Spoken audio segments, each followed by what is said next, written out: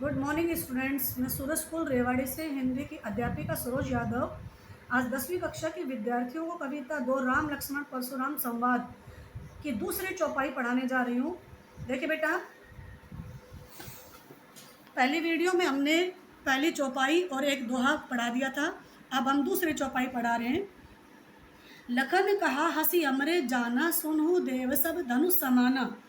देखिए बेटा, लक्ष्मण जी कहने लगे कि हे मुनि, हे देव। लक्ष्मण ने हंसकर कहा कि हे देव सुनिए, हमारी समझ में तो सभी धनुष समान है। का क्षति लाभ जून धनु तोरे, देखा राम नयन के भोरे। कह रहे कि इस धनुष के तोड़ने पर क्या लाभ और क्या हानि। क्षति में होता बेटा हानि, और लाभ का मतलब लाभ। इस धनुष के तोड़ने पर क्या लाभ और क्या हानि, देखा राम नयन के भोरे। इसे तो श्री रामचंद्र जी ने नया समझकर देखा ही था, छुआ ही था। छुअत टूट रघुपति न दोषु। रघुपति कौन है बेटा यहाँ? श्री रामचंद्र जी। कह रहे कि श्री रामचंद्र जी ने तो इसे सिर्फ छुआ ही था और ये छूने मात्र से ही टूट गए। मुनि बिनु काज करिए कतरोसु। हे मुनि, आप तो व्यर्थ में ही क्रोध कर रहे हैं। बोले चितई परसू की ओरा, रेसठ सुने ही स्वभाव ने मोरा। देखिए बेटा, ये जो अगली पंक्ति है ना, ये अब की बार पेपर में आई थी, तो मैं बताऊंगी आपको कौन सी पंक्ति में कौन सा रस है। बेटा, जो लक्ष्मण की पंक्ति है ना बेटा, लक्ष्मण का जो संवाद है उस सब में कौन सा रस है? वीर रस। और परशुराम की जो बातचीत है, जो संवाद है, उसमें है रौद्र रस। ध्यान रहे बेटा, परशुराम के संवाद में रौद्र रस और लक्ष्मण के संवाद में वीर रस। और राम के संवाद, जैसे पहली पंक्ति हमने पढ़ाई थी, पहली चौपाई की पहली पंक्ति श्री रामचंद्र जी की थी, तो उसमें कौन सा रस है? शांत रस। और विश्वामित्र की जो पंक्ति आएगी उसमें भी कौन सा रस होगा? शांत रस। तो ध्यान रहे। बोले चितई परसू की ओरा, रेसठ सुने ही स्वभाव न मोरा।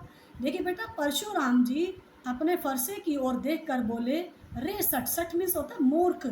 अरे मूर्ख, तुम मेरे स्वभाव को नहीं जानते। स्वभाव मीन्स क्या होता बेटा? स्वभाव। तुम मेरे स्वभाव के बारे में नहीं जानते हो।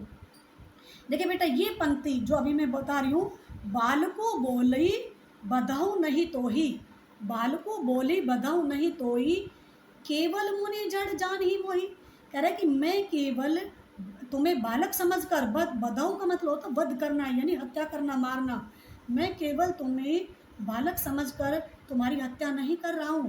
केवल मुनि जड़ जान ही मोही, और तुम केवल मुझे मुनि समझ रहे हो।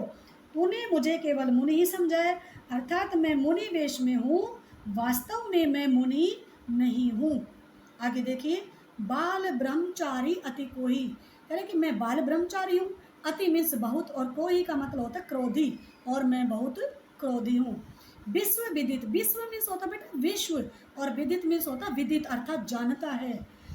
कह रहे कि समस्त संसार जानता है कि क्षत्रिय कुल द्रोही, कि मैं क्षत्रिय कुल का द्रोही हूँ, दुश्मन हूँ। ठीक है बेटा। भुजबल भूमि भूप बिनु कीनी। इसमें बेटा अनुप्रास अलंकार इस पंक्ति में, क्योंकि बार बार बढ़ की आवृत्ति हो रही है। भुजबल भूमि भूप बिनु कीनी, यानी कि मैंने अपनी भुजाओं के बल पर कई बार इस पृथ्वी को राजाओं से खाली कर दिया है। विपुल बार, विपुल का मतलब होता है बेटा अनेक, और बार का मतलब बार यानी टाइम्स। महिदेव ने दीनी, महिदेव का मतलब होता है बेटा ब्राह्मणों को, और मैंने अनेक बार इस पृथ्वी को ब्राह्मणों को दान में दे दिया है। कह रहे कि मैंने राजाओं को हरा करके उनके राज्यों पर अधिकार कर लिया था, और अपनी भुजाओं के बल पर पृथ्वी को राजाओं से खाली करके कई बार ब्राह्मणों को दान में दे दिया था। आगे देखिए, सहस बाहु भुज छेद निहारा। देखिए बेटा, परशुराम लक्ष्मण को अपना वो फरसा दिखाते हुए कहते हैं कि देखो मेरे इस फरसे को देखो। परसु भी लोको महिप, महिप मीन्स भी होता बेटा राजा, और कुमार मतलब राजकुमार। हे राजकुमार, मेरे इस फरसे को देखो, मैंने इसी फरसे से सहस बाहु की भुजाओं को छेद निहारा मिस होता बेटा काटा था। मैंने इसी फरसे से सहस बाहु की भुजाओं को काटा था। देखिए बेटा, मैं सहस बाहु की एक छोटी सी कहानी सुनाऊंगी आपको बाद में, ठीक है, जब स्कूल खुलेगा तब। अब देखिए आगे अगला दोहा है, मातु पीती जनी सोच बस करसी महिष किशोर। महिष किशोर का मतलब भी होता है राजकुमार, कि हे राजकुमार, तुम अपने माता पिता को सोच में मत डालो। करें, हे राजकुमार, अपने माता पिता को सोच के बस में मत डालो, अर्थात यदि मैं तुम्हें मार दूं तो तेरे माता पिता को चिंता होगी। गर्भ बनने की अर्भक मीन्स होता है बालक, दलन परसु मोर अति घोर। कह रहा है कि मेरा यह कठोर जो फरसा है गर्भों के बालकों तक को मार डालने वाला भयंकर फरसा है, अर्थात इसके डर के कारण गर्भवती नारियों के बच्चे गर्भ में ही मर जाते हैं। देखिए बेटा, इसमें अतिशयोक्ति अलंकार भी है, क्योंकि इसमें बहुत बढ़ा चढ़ा कर के बात कही गई है। ठीक है बेटा, अब अगली वीडियो में हम आपको अगली चौपाई पढ़ाएंगे। तो बहुत बहुत धन्यवाद बेटा।